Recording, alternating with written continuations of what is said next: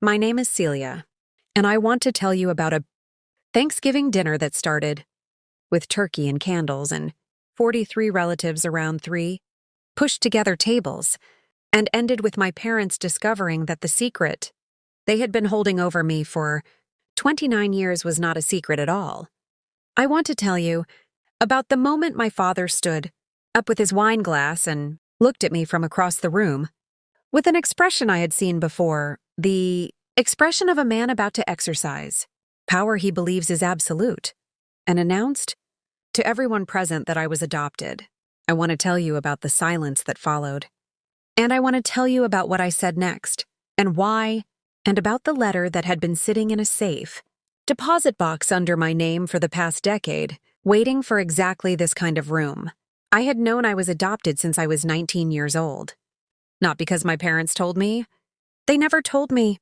I found out the way you find out things your family has decided you should never know it by accident, in a moment no one planned, through a document that was never meant to be where I found it.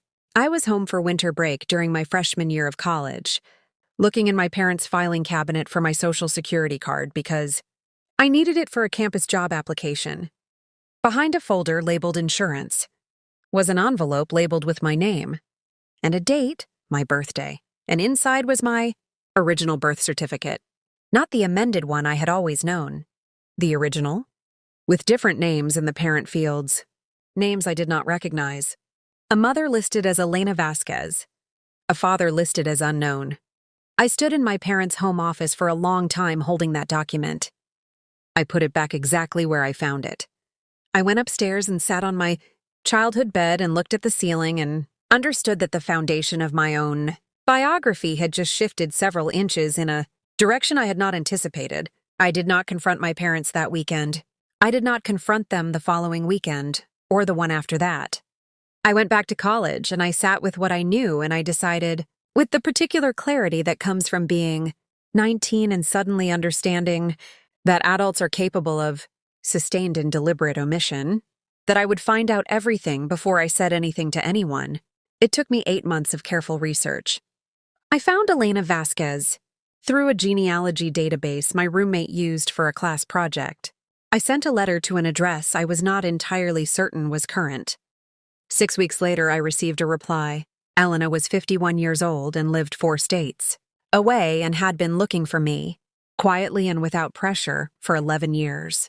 She had placed me for adoption at 22 under circumstances she described in her letter as the hardest decision of her life. She had never stopped thinking about me. She had never stopped hoping. We exchanged letters for 3 months before we spoke on the phone. We met in person for the first time when I was 21, at a diner halfway between our 2 cities. She was warm and careful and looked at me with an expression I had never seen directed at me before, the expression of someone for whom your existence is a profound and continued relief. She had 2 younger children, my half-siblings, a boy and a girl, both teenagers, both aware of me and curious.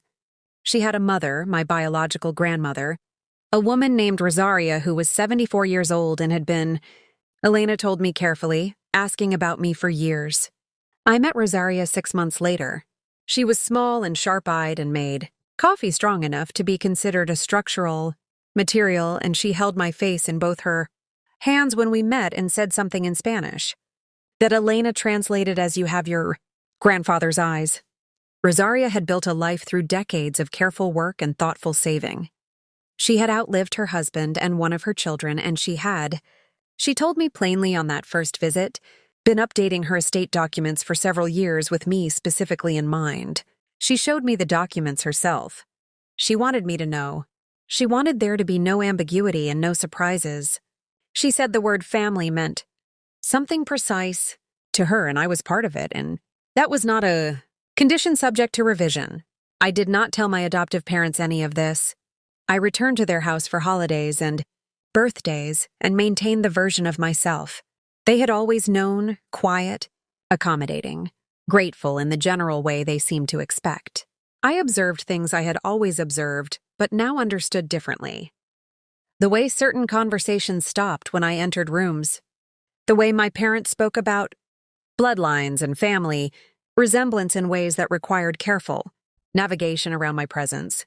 The way my brother, their biological son, was discussed in terms of legacy and continuation, while I was discussed in terms of what I had been given and what I owed in return.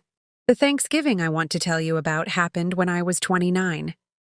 I had been building a quiet, separate life for a decade by then. My relationship with Elena and her family was genuine and warm and no longer felt provisional. Rosaria had passed the previous spring at 81, having lived with full clarity until nearly the end, and her estate had been settled and I had been present for all of it, and my adoptive parents knew none of it. I drove to my parents' house that November with a specific awareness that something had been building for years and that the building had gone on long enough. Dinner was served at 3. 43 people around 3 pushed-together tables. My mother's sisters and their husbands, my father's brother and his family, cousins I saw once a year, a great-aunt who asked the same 3 questions at every gathering and never remembered the answers.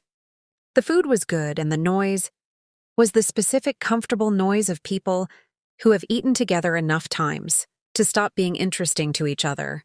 I sat near the end of the middle table and ate and answered the same questions I answered every year and felt the evening proceed in the way these evenings always proceeded. My father stood up after the main course. He tapped his glass. He waited for the room. He had a particular way of commanding attention in family settings, a practiced ease that came from being the oldest sibling and the most financially successful person in most rooms he occupied.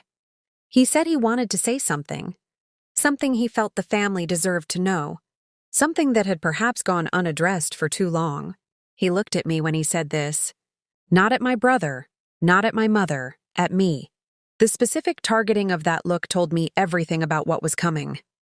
He said that I was adopted. He said it in the careful language of a man who has rehearsed his framing.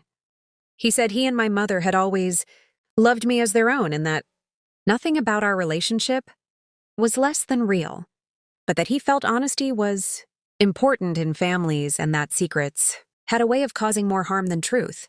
He said he hoped I could understand that they had always done what they believed was best. He said several more things that I did not fully hear because I was watching the room, watching my aunt's face register shock, watching my cousin look at her plate, watching my father's brother develop a sudden intense interest in his water glass, and watching my father, who had just deployed the most significant secret he possessed in a room full of people, settle back into his chair with the quiet satisfaction of a man who has just reminded someone of their place. The room looked at me, all of it. The entire accumulated weight of 43 people waiting for my reaction. I picked up my napkin. I folded it. I set it down. And then I told my father that I appreciated his commitment to honesty and that in that spirit I wanted to share a few things the family might also find interesting. I told them I had known since I was 19. I told them about the filing cabinet and the original birth certificate. I told them about Elena and her children and the decade of letters and phone calls and dinners and holidays I had spent with a family who had looked for me and found me and never once used what they knew as a weapon at a dinner table. I told them about Rosaria, who had passed in the spring and who had held my face in her hands the first time we met and said, I had my grandfather's eyes. And I told them, calmly and without drama, that Rosaria had included me in her estate, and that the inheritance I had received 6 months ago was more than enough to cover the graduate degree I had been planning, and the house I had just put an offer on, and several other things I had been quietly building toward for years. My father's expression moved through several stages in a short period of time. Surprise first, then something that was trying to be composed, then something that was not managing to be composed at all. My mother said my name in the tone she used when she wanted to signal that a conversation should end. I said I wasn't finished. I told the room that I was grateful for the life I had been given in this family, that I did not doubt that my parents had loved me in the way they understood love. But that love and honesty were not the same thing, and a family built on the strategic deployment of truth was not a foundation I intended to keep standing on.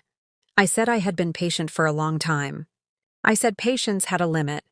And I said that the limit was a Thanksgiving dinner at which someone used my origin as a public instrument of control. I drove home that evening into a sky that had gone completely dark and completely clear, and I felt, for the first time in 10 years, that I was not carrying anything that did not belong to me.